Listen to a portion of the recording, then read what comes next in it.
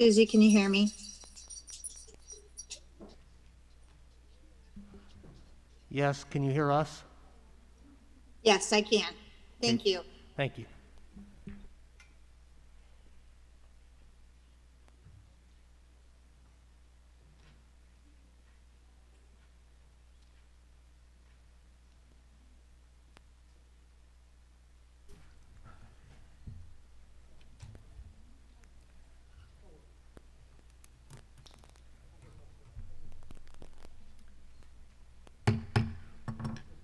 Good evening. We'll call the meeting to order and we'll begin with the pledge.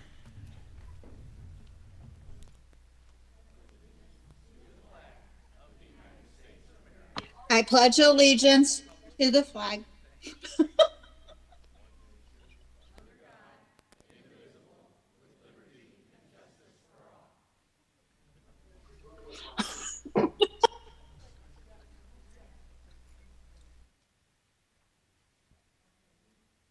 We have Mrs. Hargis on the Zoom tonight. So 4.2, welcome and introductions. Dr. Gilman. Randy Gilman, Assistant Superintendent, Elementary. Tammy Cardona, Assistant Superintendent, Secondary. April Meckel, Board Member. Jim Shalou, Board Member. Carol Yacht, Board Treasurer. Susan Graham, Board Secretary. John Stewart, Chief Financial Officer.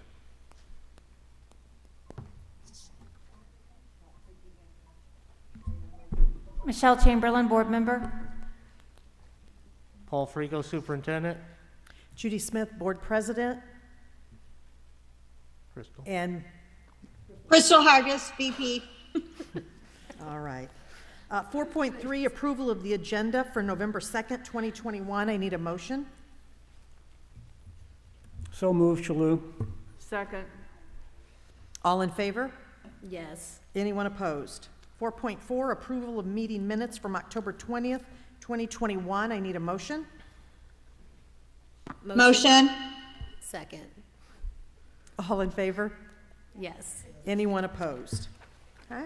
5.1, patron comments. Dr. Gilman. Yes, we have 3 comments this evening. I'd like to remind our speakers that problems involving a particular employee and or students are reserved for executive session. A 3-minute time period will be allowed per speaker. A warning will be given after 2.5 minutes. The Vice President of the Board will be the timekeeper. Our first comment is by Joe Presavento. I'm going to be the timekeeper. April's the timekeeper tonight. April's the timekeeper. I'm the timekeeper.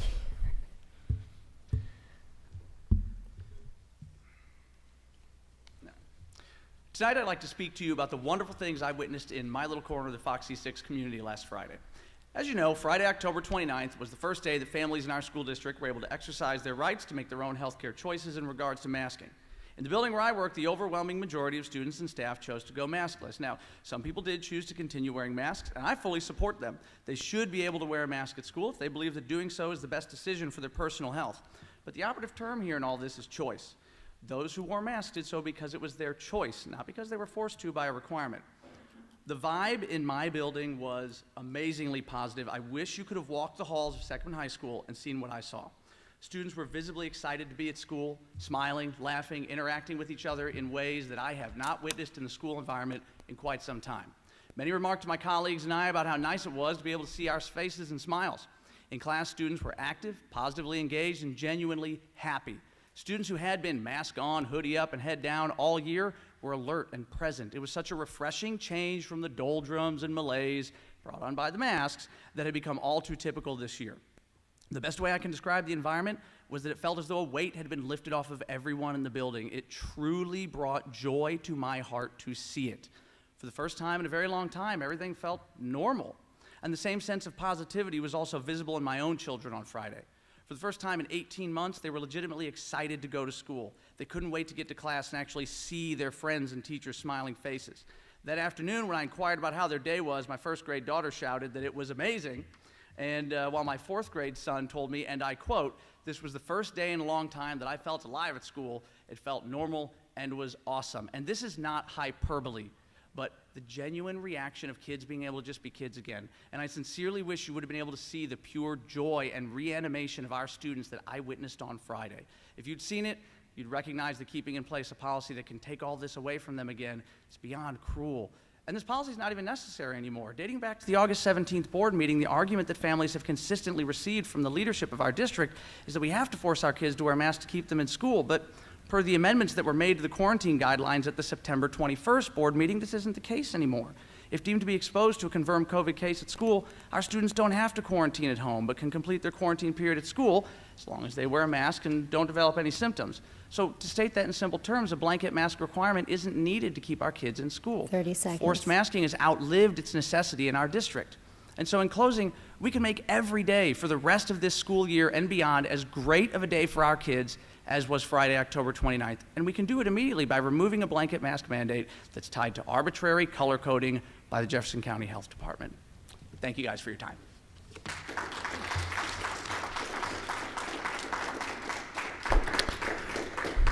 Next, we have Bettina Woolsey.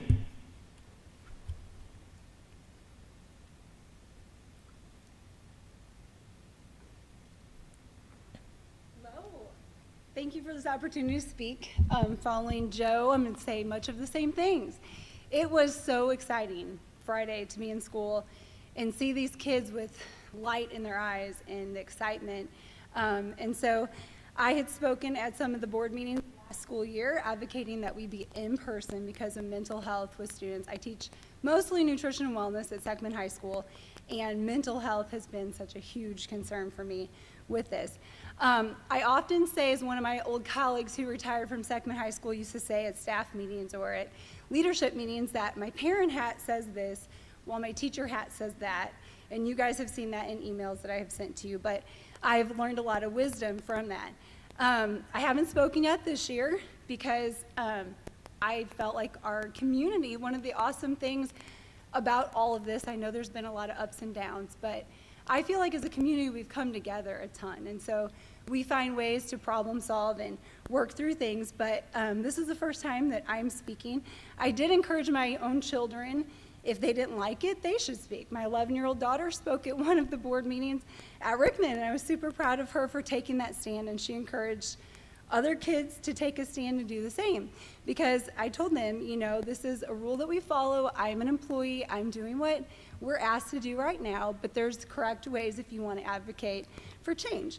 So I was excited to see that. But fast forward to then Friday morning. Oh my goodness. We had a student, I've actually joked about it with my supervising principal, who in early 2020, before COVID, he was trying to wear a mask to school, just like our mask that we all wear now. It had a kitty cat like whiskers on it. And he was not allowed to wear that because he was trying to hide behind it in our classes. He would not participate. He was very, checked out of class.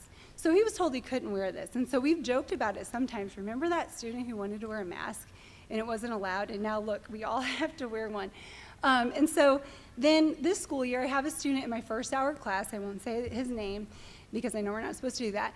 But Friday morning when I walked in, he's been wearing his mask and a hoodie with his hood up, which is against the rules, of course. We ask him to take his hood off most of the time. But I didn't have to say that to him Friday morning. I walked in to do our food lab, and he's smiling bright, no hoodie on, no hood up, no mask 30 on. seconds. And I said, hey, so-and-so, it's so great to see your smile. And his response was, isn't this awesome? So I feel like that portrays exactly what Joe said. At lunch, as one of the other teachers said, is it just me? Or do the students seem different? They did. So thank you. I just wanted to shine that positive light as well because that student, to me, that said it all. First thing on Friday morning. So thank you guys.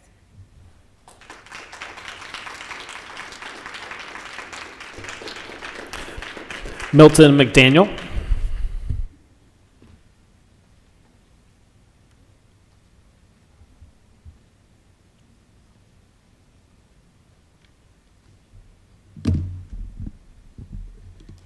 Greetings, members of the board, and thank you for giving me the opportunity to talk.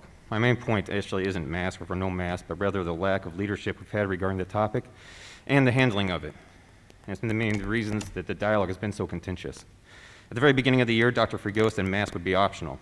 You stated this was based on health department guidelines when it was clear as day that they were recommending masks right from the very beginning. The health department actually had to make it even less ambiguous, so then we flipped. But what really changed? They had always recommended that everyone should wear a mask. so the heart of the message didn't change. Nonetheless, it was rightfully left to a board vote.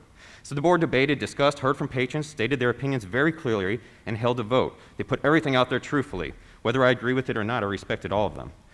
Here we are again debating words and recommendations that are clear as day. There's no misinterpreting the prior board meetings nor the written COVID mitigation plan. It was always said it would be based on the county's color-coded guidance indicator. In plain language, the health department states the county remains in red, even noting the fact that though percent positive is yellow, the county remains in red in part due to a rise in youth cases.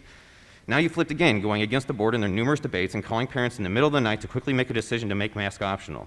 To say that this entire time you thought the board was talking about percent positivity and not the totally color indicator is disingenuous at best and dishonest at worst.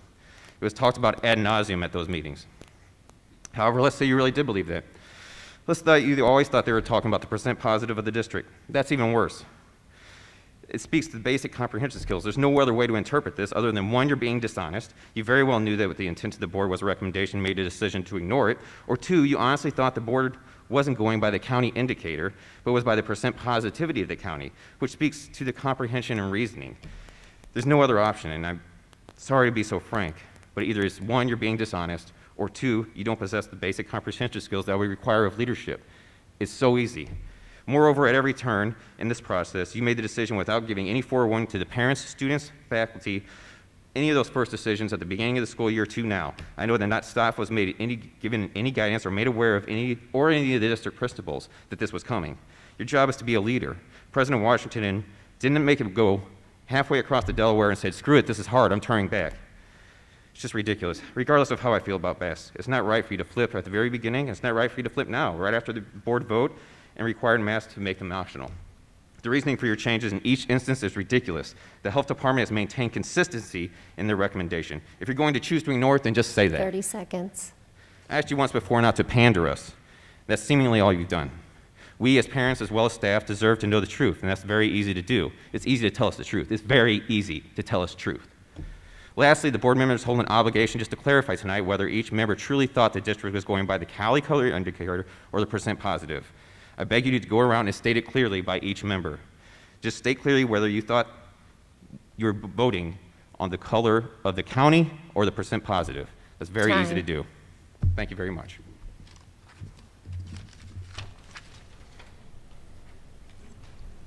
Five point two, superintendent comments. Dr. Frigo. Okay. I'm going to cover a couple items today. First item I'd like to talk about is our professional development day we held yesterday. It's a great day of learning for our teachers. They worked with each other. They collaborated on a variety of items. We looked at vertical teaming as well as other items, content analysis, common formative assessments. It was just a good day set aside to help our teachers be better at their craft and work together. And all this is to make sure we have a high quality, consistent education for each and every student in the school district. So I appreciate that, and I also appreciate the parent involvement at the parent-teacher conferences after that. That doesn't happen in all districts. I've been in several, and it's great we have such great engaged parents who care about their child's education. That only makes the entire district better when we have parent involvement like we have here at Fox C-6.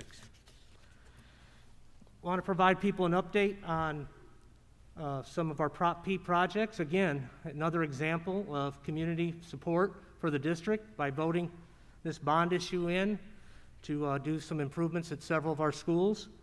Antonia Elementary, if you go down there and look at that school, they got lighting upgrades, new ceiling tiles, they got a better HVAC system. They're converting that school from propane to natural gas, which will be much more efficient and less costly.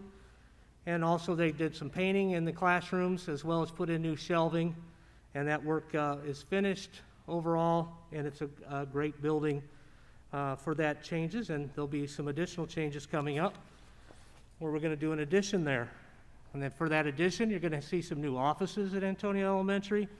We're going to get some new classrooms, some additional space, so we won't have to have those classes in the basement anymore. At Antonia, there'll be some ADA compliance issues addressed, as well as a secure entrance and new library. The current library will be converted to 2 more classrooms for additional space. We'll have a new student commons area, and there'll be some reconfiguration of the traffic flow around the building to make it flow better than it does currently. So we're really excited about those additions. Also at Meramec, we're going to have a new addition there as well. Greatly needed spaces. We're going to have a new cafeteria. Again, the old cafeteria is going to be repurposed to become a library. And they're excited about that space. Got some new offices, new classrooms. Again, we're going to address some ADA compliance issues there. Secure entrance. We're going to have a new student commons. Really cool space. They're going to have a STEM courtyard. It's an outdoor learning space. It's right off the building there where kids can work on STEM activities outside. And then some more reconfiguration of the traffic flow, which most of our schools need to aid getting into the campus and then leaving the campus. And then the Seckman campus, we're going to do a lot of additions down there. Definitely the middle school needs some additional classroom. It's very crowded, so we're going to get 5 new classrooms there, as well as a new learning center. So the library will be upgraded there. We're going to get some secured entrances at the middle school and elementary to make sure the students and staff are safer. And then we're going to get some new science classrooms at Seckman Middle and Seckman High School. So again, I'd like to thank everybody for their support of that initiative and allowing us to make these great additions to the learning spaces in the area for our students and staff. Also at Fox campus, we have a lot of additions going on, a 3-story addition there to add for the science, art, fax departments, as well as a makerspace. A new main office for the middle school, so when you drive up to the middle school, the entrance is going to be a little closer to the road, so it'll be clear to visitors where to go, rather than looking down that long entryway, is that where I need to go? Some secure entrances as well for the middle school and elementary, as well as remodeled science classrooms. So we're excited again, and I can't say it enough. Thank you guys for voting for this so we can make these great spaces for kids and our staff to learn. Last but not least, I'm going to update us on where we're at as of today with COVID. We currently have 24 positive cases in the district. We have 64 people excluded from school, and that's due to a contact that occurred outside the school setting.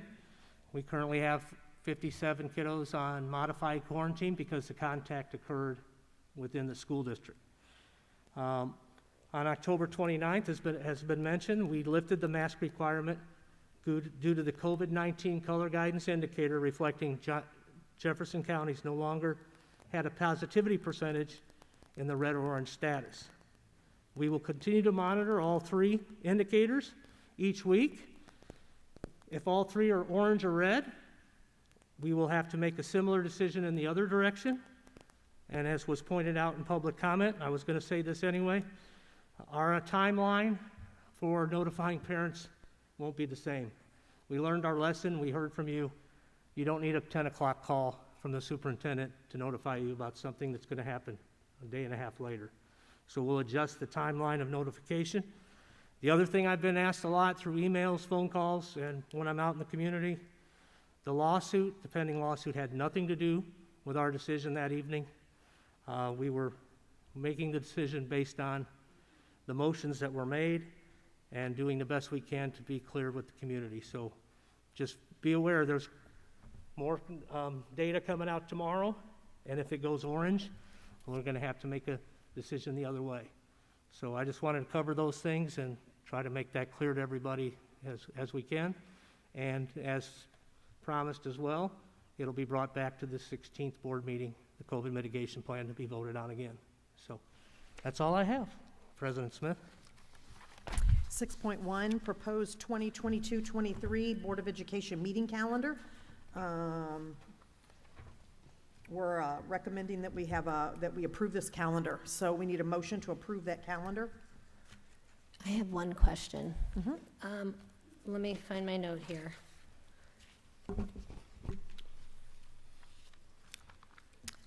On the calendar, there is an August 2nd date.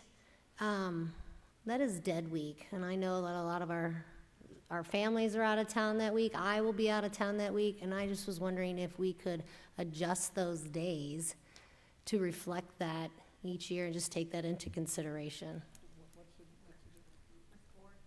Yes, like that's when they're told, that's That's when the we're only told. time students, I'm sorry. No, go ahead. I Only want your time opinion. students that are involved in extracurriculars, their families actually could go somewhere because they can't practice, they can't be involved. So that's a lot of time people will be out of town and we're holding a public meeting when a lot of people. That's a dead week. That's what she's saying. That's usually the first week in August, but it does fluctuate each year. They It move does. But if we change just the month of August to August 9th and then to the 23rd, we'd have 2 meetings before school started. Now, the 23rd is the day before school starts, but I didn't know. It's just, I'm asking, it's not a big deal, but I Yeah. just thought I'd bring that up. We're open to discussion. Just going to say administratively, to have a board meeting the day before school starts would Well, that's why probably I'm be- asking. Like, Yeah. I don't know how that affects you guys. I That'd be just- tough for us. The only other thing, and it doesn't particularly affect me, but the September 7th date, and I understand it's the day after Labor Day, but I know there are some board members that have work commitments on a Wednesday, and I didn't know if we should change that or not. I'll speak to that. I teach on Wednesday nights, and sometimes I don't during that first 8 weeks of the school year. It just depends.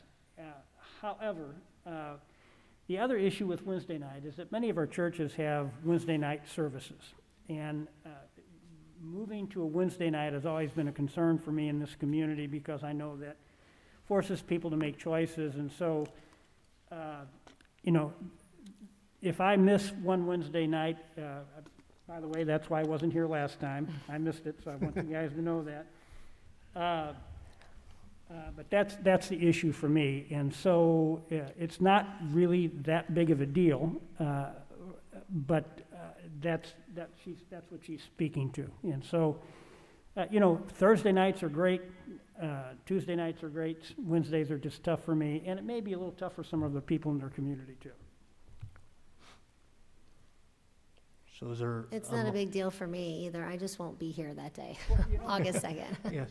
Is You there a know, motion that to? is a little bit of a big deal, though. That dead week is that's kind of when families split, I can tell you. But Jim, with my family's in band, and that's not a dead week for the band kids, because then That's not they're good for able to band? use.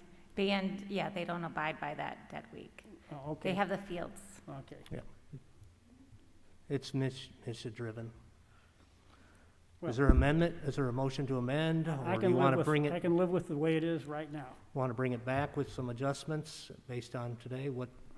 We just want to make sure we have a calendar set. I can so live when with it. I people- was just, When people file for board Something to take into candidacy, they consideration. know what they're signing up for in December, the date, so.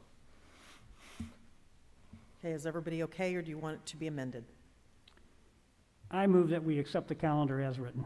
I'll second it. All in favor? Yes. Any opposed? All right. 8.1, policy. This is the second reading and adoption of HA negotiations with employee representatives. Did I skip one? Oh, I'm sorry. I'm sorry. It is 6.2, credit card limits. Mr. Stewart. So you have before you, we've got 2 folks that we would like to increase the credit card limit for. They do purchasing for multiple classrooms, and occasionally we have issues bumping up against the limit. So we're asking the board to approve a slight increase in those 2 credit card limits, and per policy DJF, they require board approval. I had one question about that as well.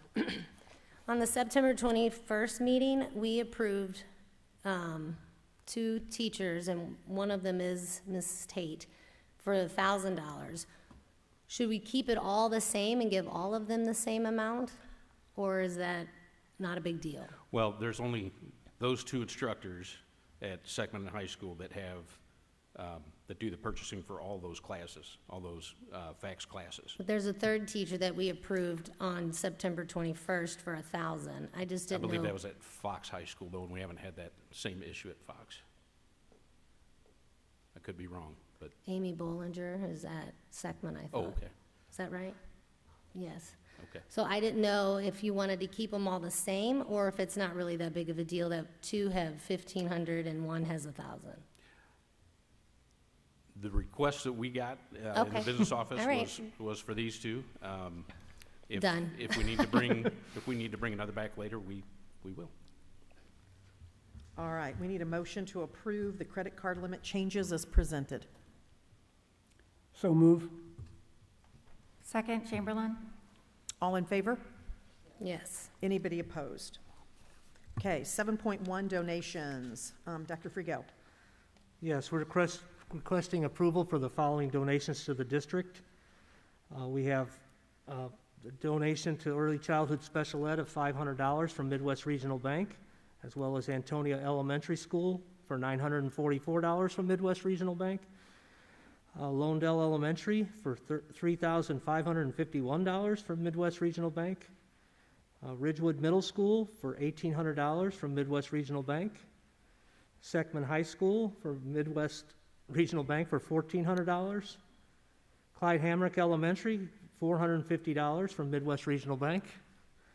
And then Fox High School got $1,230 from Team Sam Personal Training. And Antonia Elementary School got $500 from the American Institute of Aeronautics and Astronautics and Boeing. So a lot of generous people in the community and entities supporting our schools. So I recommend we approve those donations as presented. That's great. We need a motion to approve those. I motion Chamberlain? Second, Hanson. All in favor? Yes. Any opposed? May I Okay. ask a question? Yes. I'm full of questions tonight, I'm sorry. I'm just curious, I know Midwest Regional Bank always gives, it seems to give us a lot of donations, and do you know why, and why these particular amounts to these particular schools? I have what they went to, but I don't know why You they've don't done know it for a why? while. Anyone? They apply for them every year. So whatever the schools apply for, that's why the monetary amounts are different. It might be a different project that they're applying for. But Midwest is always great about sending our people those applications to fill out. Good enough. So Randy, these are actually grants that they're providing to our schools based on Kind of projects? somewhere in between a grant and a donation, Okay, I all would right, say. all right. Yeah, we had that discussion, Jim, and we thought it'd be best to continue our practice of accepting them as a donation. Yes. For example, April, one of the things for early childhood special ed was a laminating upgrade. And for Antonia, they had some seating options, some different seating options. So it just depends on what the school asks for, and then they grant them the money. So it's just not cash that they can use at their disposal? No, it's specific Correct. purchases, and I have all that. Well, we're very grateful for all the donations. That is awesome. Another example of great support for our schools. Okay, 8.1, second reading and adoption of HA negotiations with employee representatives. Dr. Brock, did you want to say anything? I just want to point out that the policy in its form tonight has been revised based on the board feedback from last time regarding adding in the sentence stating that board members are welcome to attend to observe negotiations, but not as participants. Okay. Do we have a motion to approve policy HA for the second reading and adoption? Motion, Yacht. Second, Hanson. All in favor? Talk about it? Uh-huh. I read in here somewhere that it said the numbers had to be in by November 1st, right? Has that already been done, or? No, so we agreed this year, because the policy wasn't in place yet, to give them till November 15th. All the unions know this, and they are getting their numbers together, and? Yes, I spoke to them about it about a month ago. Okay. Yeah. You good? Okay.